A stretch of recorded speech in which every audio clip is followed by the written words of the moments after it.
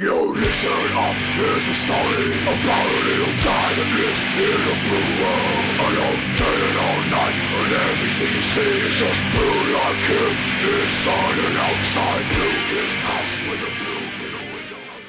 Pretty irrefutably, the most popular form of manga nowadays is shonen. For those of you not in the know, the term shonen does not refer to genre but rather the target audience. Shonen manga is directed towards young men up to 18 years old. Given their young male target audience, it's not surprising that most shonen series tend to be upbeat and energetic. They tend to combine zany humor with intense and fast-paced action. Now, the strange thing is that there are a lot of shonen series that depict things that you wouldn't normally associate with intense action, but they're still presented in epic fashion. The end result is characters dramatically and seriously performing such mundane tasks as cooking, playing card games, and eating potato chips.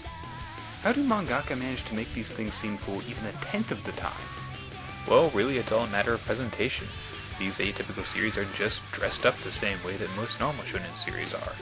There's all the typical bells and whistles like fire and lightning, and the characters move with these over-enthusiastic jerks that make you wonder if they've all got Tourette's.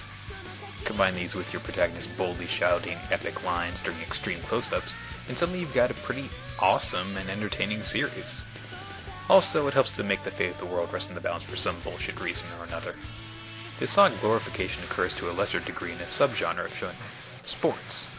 Or maybe it just seems less extreme because sports stars are widely regarded as heroes anyway, so it just doesn't seem as strange to blow sporting events out of proportion. Reading an epic scene in a sports manga is kind of like watching a slow-motion replay and an entire highlight reel all at once. At the same time, it's very easy for sports manga, like any form of sports-based fiction, to preach social values like teamwork and trust, as well as the benefits of hard work and determination. Keeping these in mind, it's pretty easy to see why sports manga are so popular in Japan, even though very few find an audience in the US. Honestly, I wish more sports movies could be more like manga, since few such films place enough focus on the action. Of course, since a successful manga can run for several hundred chapters, there's a lot more time to depict the action, as well as have the characters develop. Many of the sports manga I've read have been very fulfilling as a result. Of course, on the other hand, there's the goddamn Prince of Tennis. Possibly the most unentertaining, unappealing, unsatisfying cocktease of a manga to ever be written. This series, illegitimately spawned by artist-writer Konomi Takeshi, is basically the perfect example of everything you just shouldn't do, not just in a sports manga, but pretty much any type of media you can think of. Have you ever read some really bad author's work, like a 13-year-old's fan fiction or something? And the main problem with it was that the protagonist was so absurdly fucking flawless that you didn't just want them to fail. You wanted them to die horribly and then for their rotting corpse to be sexually molested by a cactus, and then thrown into a pile of dog shit, and then set on fire for good measure. Well, that character is the quote-unquote hero of our quote-unquote story. The 12-year-old Echizen Ryoma. Now, instead of me going into detail on Ryoma immediately to explain why I hate him so much, I'll just let the manga speak for itself for a little bit. Let's start with the first chapter. The manga opens on a subway car that Ryoma is riding in, and there's a douchebag in the car bragging about his tennis skills. Now get used to this, because apparently everyone in the world that isn't consequential is a moron full of hot air. It turns out that they're going to the same tournament, but Ryoma doesn't make it because this young girl, Ryuzaki Sakuno, gives him the wrong holy crap! She is cuter than any 12-year-old has a right to be. I mean, Jesus Christ, look at this girl. She is adorable. Like I said, this is Ryuzaki Sakuno, and she's the same age as Ryoma. That being said, I'm sure it's not surprising that Sakuno basically becomes Ryoma's main love interest throughout the story. But more importantly than that, because she's the first female character to be introduced, I'm sure we can expect her to make a lot of appearances, and thus offer some critical contributions to the story. What?! God damn it! Ugh. In reality, Sakuno is, unfortunately, little more than a staple character. She's the cute, shy girl. She literally has no personality and no purpose beyond that. Basically, throughout the manga, from beginning to end, she is there to provide G-rated fan service. And feminism marches on! Anyway, Ryoma asks Sakuno where the tournament is, and she gets mixed up, so he shows up late and is disqualified. I feel so awful for him. Sakuno later tries to apologize, but Ryoma basically just acts like a jackass to her. Sorry, was it because of me? Bingo. Did you come here to cause more trouble? I can tell he's getting laid tonight. The douchebag from the train and his friends show up, and they think that Ryoma must have lost already, which is pretty understandable. But for some absurd reason, the douchebag feels compelled to start mocking and bullying him. Yeah, way to assert your authority on the kid half your size, loser. Shortly, douchebag and Sukuna accidentally bump into each other, and she spills some juice on him, so he starts yelling at her for it. Ryoma responds by deliberately splashing his own juice in the guy's face, that doesn't seem symbolic at all, and challenges him to a match. Needless to say, douchebag is turned into a sacrificial lamb to show how awesome Ryoma is in the pilot chapter. It quickly becomes apparent that Ryoma and douchebag are on completely different levels.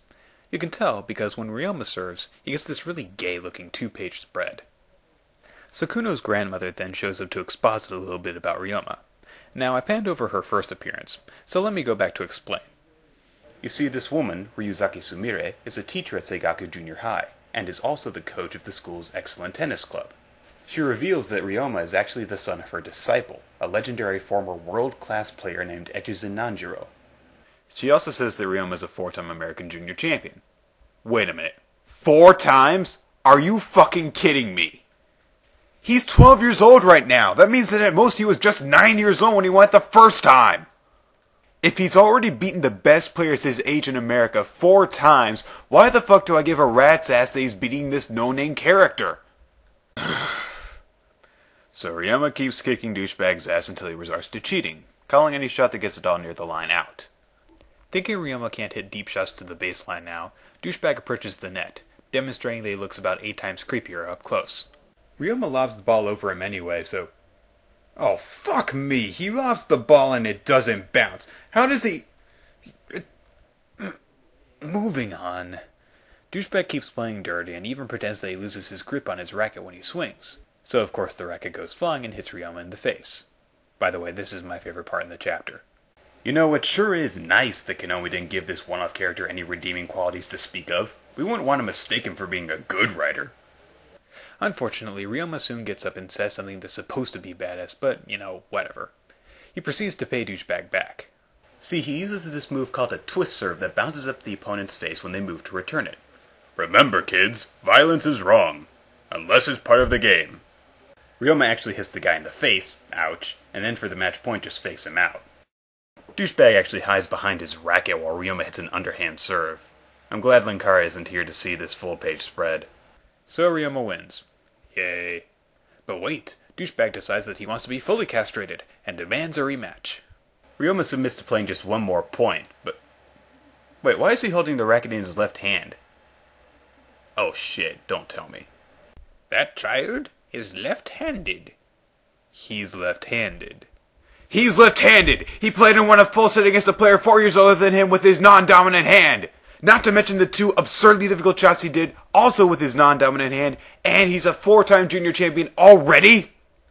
Ladies and gentlemen, I give you Gary motherfucking Stu. God, I hate this manga.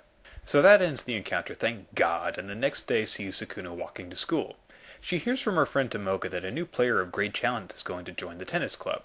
And as if Konomi just wants to prove to us that he has no idea what the hell subtlety is, the last page shows Ryoma sleeping under a tree.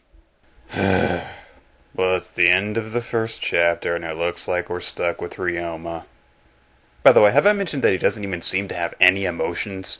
His expressions vary greatly between neutral and confident smirk. Yeah, I really feel like I'm getting inside his head. Well, hey, at least we won't have to put up with him for too long. I mean, look, I'm sure that an intelligent reader base will recognize how unrelatable Ryoma is and not respond well to the series. Thereby, Shueisha will be forced to cancel it before too long. 379 Oh my god, monkey raping asshole bitch tits!